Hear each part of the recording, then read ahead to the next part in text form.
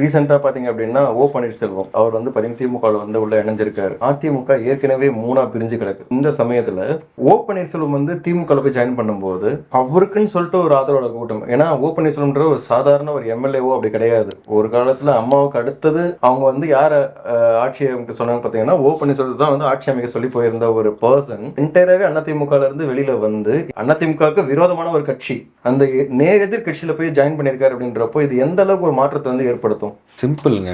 ஒரே விஷயம், திமுகலேருந்து அதிமுக போய் 3 தடவை முதலமைச்சராக இருக்கிறவர் யாரு? எம்ஜிஆர்.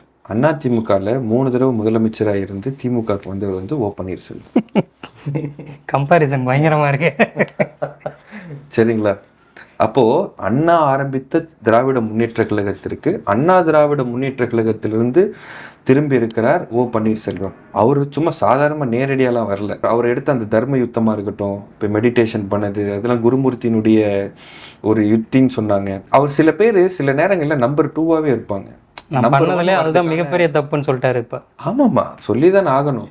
நம்பர் 1 இருக்கிறதுக்கான அதிர்ஷ்டமே உங்களுக்கு கிடைக்காது. நீங்க சொன்ன துரைமுருகன் அப்படிதான். சில பேர் நம்பர் 2ல தான் இருப்பாங்க. என்னுடைய உயரம் எனக்கு தெரியும் அப்படின்னு, நீ லீட் பண்ணு அப்படிங்கிற ஒரு சில கட்டங்கள் இருக்கும். அதே மாதிரி ஓபிஎஸ் இபிஎஸ்னா இபிஎஸ் இன்னைக்கு அந்த அளவுக்கு அவர்னால வந்து 3 தடவை முதலமைச்சரானே, நான் 4 தடவை கிடைச்ச வாய்ப்பை தக்க வச்சுக்கிட்டார். இப்போ எடப்பாடிக்கு கூவத்தூர்ல சசிகலா கொடுத்த அந்த ஸ்ட்ரக்சர் இருக்குல்ல, எல்லாருக்கும் செங்கோட்டையனுக்கு போயிருக்கும், திண்டுக்கல் ஸ்ரீனிவாசனுக்கு போயிருக்கும், எல்லாருக்கும் வந்திருக்கும். ஆனா அந்த இடத்துல அது பிக் பண்ணது யாரு?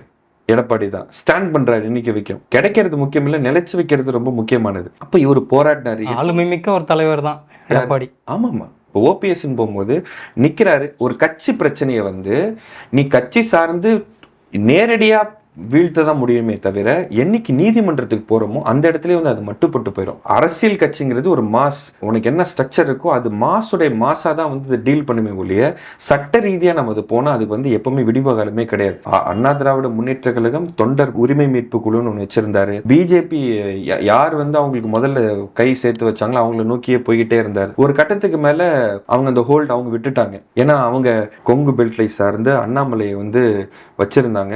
அவர் வேணான்ட்டு எடப்பாடி, எனக்கு நேரடியாக உட்காந்து அதே இடத்துல பண்ணான்னு சொல்லிட்டு ஒதுக்கும் போது நைனார்ன்னு சொல்லிட்டு ஓபிஎஸ்னுடைய சமூகத்தை சார்ந்தவர், முக்குளத்தரை சார்ந்த ஒருத்தர் போடுறாரு.